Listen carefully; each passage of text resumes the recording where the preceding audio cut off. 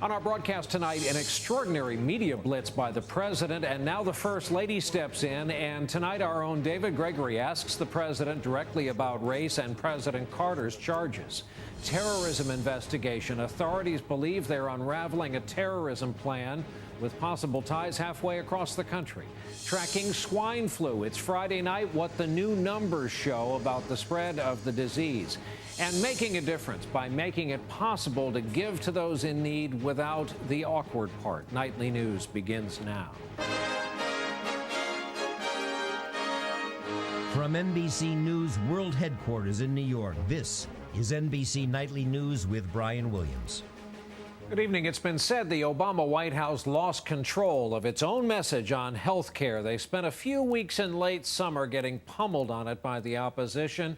They started fighting back with that speech before a joint session, and now the president starts his air assault. Between now and Monday, he is doing the Sunday morning political shows on NBC, ABC, CBS, CNN, and Univision, 5 political shows, and entertainment, The Late Show Monday night. It is a presidential media blitz. Today it was joined by the First Lady. And as part of this media strategy, the president was interviewed by moderator of Meet the Press, David Gregory, for this Sunday's broadcast. David asked him about the much talked about topic this past week. This healthcare debate, as you well know, can sometimes be about bigger things. And among your harshest critics is the view somehow that government is out of control. And in some cases, it's gotten very personal. Your election to a lot of people was supposed to mark America somehow moving beyond race.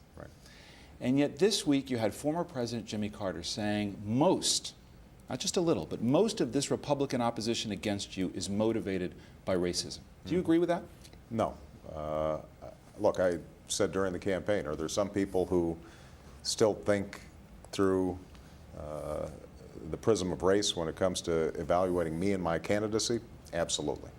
Sometimes they vote for me for that reason, sometimes they vote against me for that reason. I'm sure that was true during the campaign, I'm sure that's true now. But I think you actually put your finger on what this argument's really about, and it's an argument that's gone on for the history of this republic, and that is, what's the right role of government?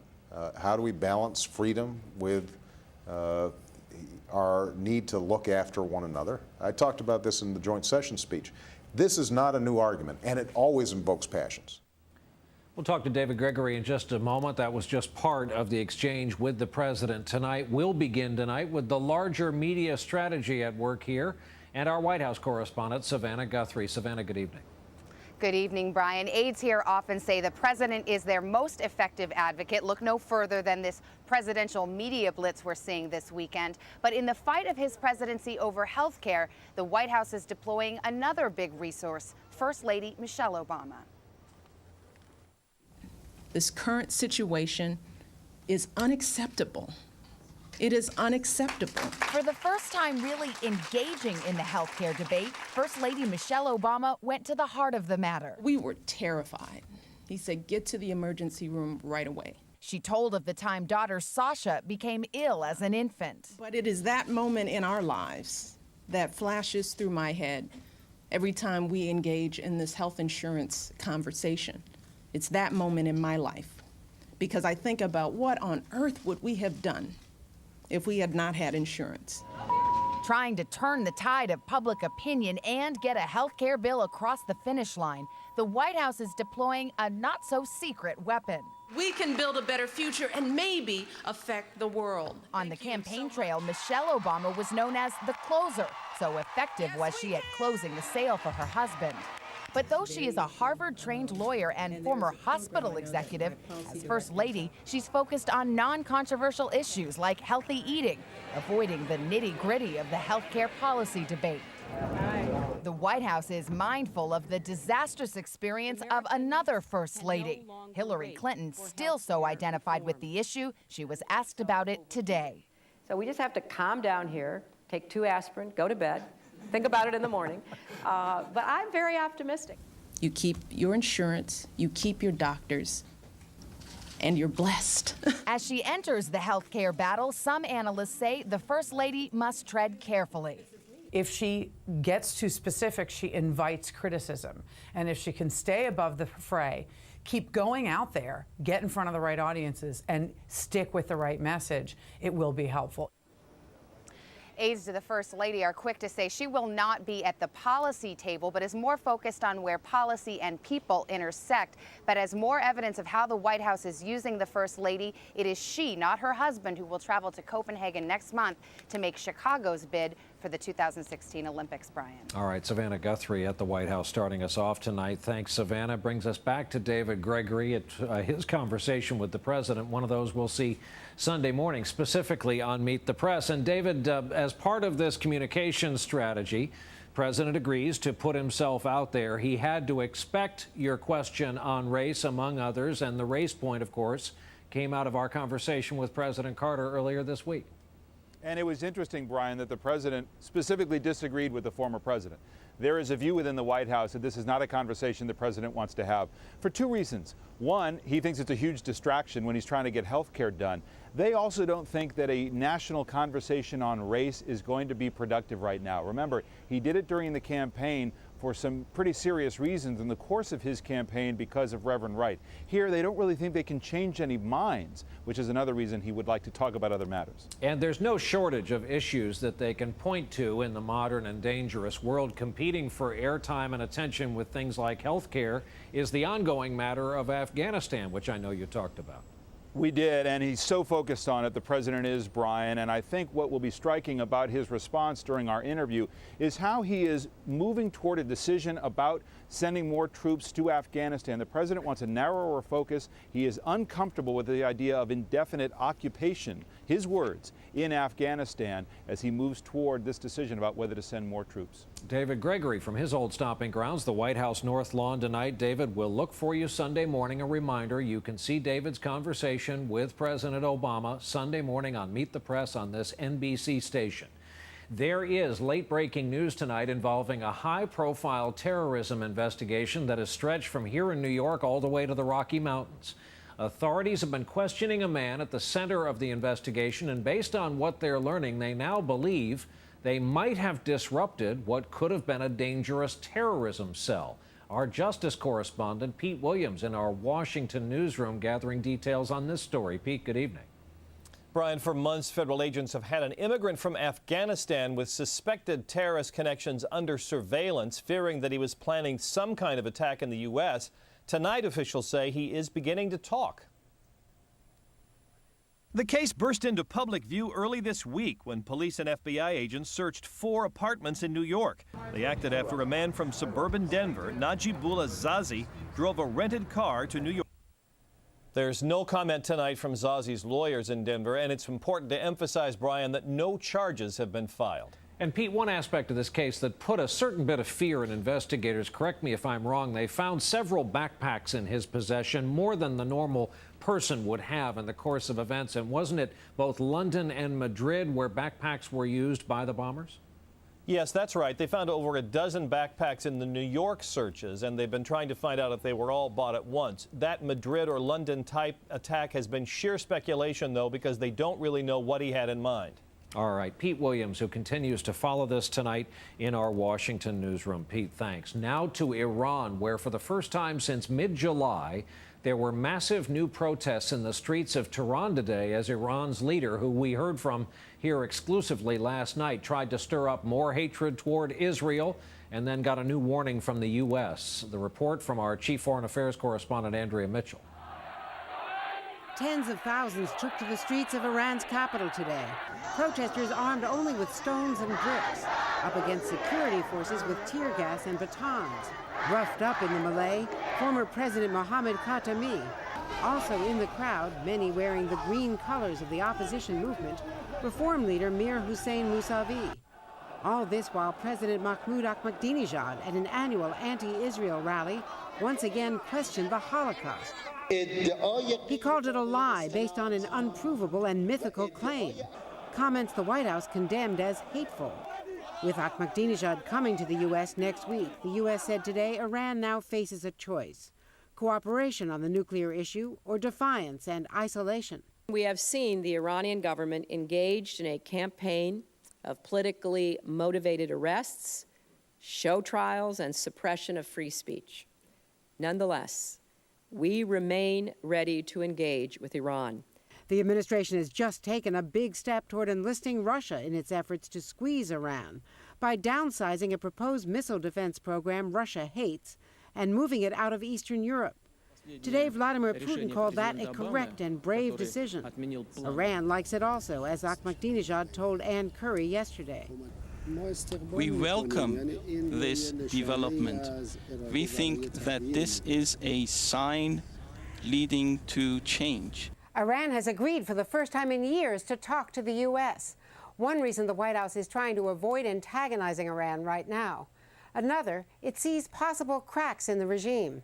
There are a lot of different positions there, and Ahmadinejad is not necessarily getting a lot of support within the regime itself at this point or within the parliament. But the White House says it won't wait forever for Iran to get serious. Officials say the talks have to produce results by the end of the year or Iran will face tougher sanctions. Andrea Mitchell, NBC News, Washington. One more program note, Ann Curry's entire interview with President Ahmadinejad will air Sunday at 1 p.m. Eastern Time on MSNBC. When Nightly News continues on a Friday night, tracking the spread of swine flu, how some hard-hit college campuses are coping these days. And later, our Making a Difference report on giving anonymously. It got a huge response. We'll have a follow-up tonight.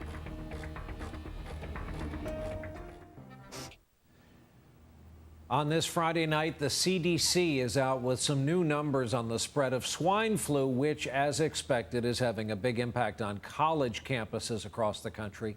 We also learned today about when this vaccine might be available and in what form. Our chief science correspondent, Robert Bazell, reports tonight from Duke University in North Carolina. I feel a lot better, but I'm still kind of weak. Colin Lee, a senior at Duke University, spent one night in the hospital and missed a week and a half of classes because of swine flu. She says it was one of the worst times she ever had. It was horrible. I've never felt that sick before in my life.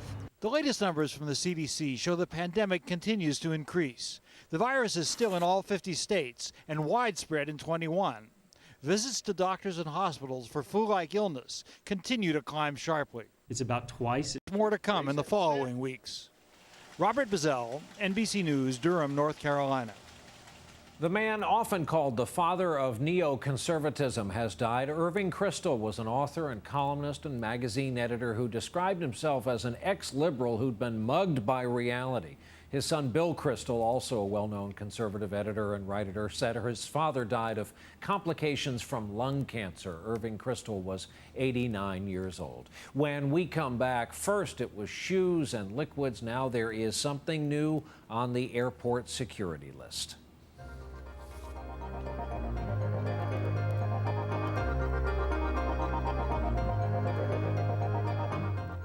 Only on MSNBC. Bringing the world into sharper focus. Did you steal this election? Reporting the news and making headlines. Racism. How worried are you? Most watched, most honored. NBC News. I don't know. That's what we got to find out. We got to figure it out. Remy, I just want to make sure that we are married when we have this baby. Please? Oh boy, that doesn't sound good. The question here is, how do you stop something designed to go on forever like a television soap opera? After 72 years, today it was lights out for Guiding Light. The longest running soap ever. Started on radio, then moved to TV in 1952. In the end, what killed it was not passion or crime, or a crime of passion, or a dastardly double cross. It was a much more common killer: low ratings. You may have noticed another layer of scrutiny being applied at airport security these days. Screeners are paying closer attention to powders, we're told. Whether it's baby powder, infant formula, makeup, it can now be tested as a potential explosive. The TSA says there's no specific threat linked to powders, and there's no restriction on carrying it onto the plane, just more scrutiny. Here's a great one. You know how we have covered the new findings that texting while driving has been called just as dangerous as drunk driving? Well, it turns out 22 states that ban texting while driving also send out up-to-date traffic information on traffic tie-ups via Twitter, presumably to be read, are you ahead of us here, on your mobile device while you're at the wheel. Critics are calling this a dangerous mixed message. We also wanted to alert you to a video making the rounds on the internet. It's a reenactment of a famous child development study back in the late 60s. Preschoolers were offered one marshmallow. They're told if they can hold off on eating it till the adult comes back into the room, they'll be rewarded with a second one. It's all about delayed gratification. Well, the famous 60s study showed that kids who could wait ended up doing better in school. You can see this updated version, all the agony and the ecstasy, on our website, nightly.msnbc.com. When we come back here tonight, when you want to make a difference without making a big deal over it, have we got a solution for you?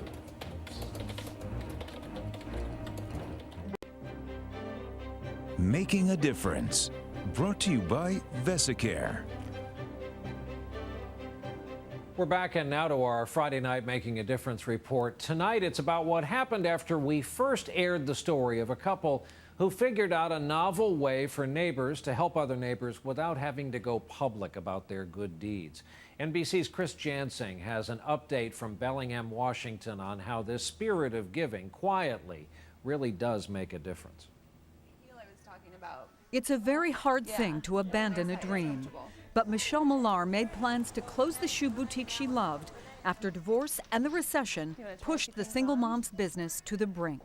I started having a really hard time. I was scraping by month to month. My spirits were crushed. Then someone Millar will probably never see. News, Bellingham, Washington. Great story, great way to end our broadcast for this Friday night and ending another week. Thank you for being with us. I'm Brian Williams. We hope to see you back here on Monday evening. In the meantime, please have a good weekend. Good night.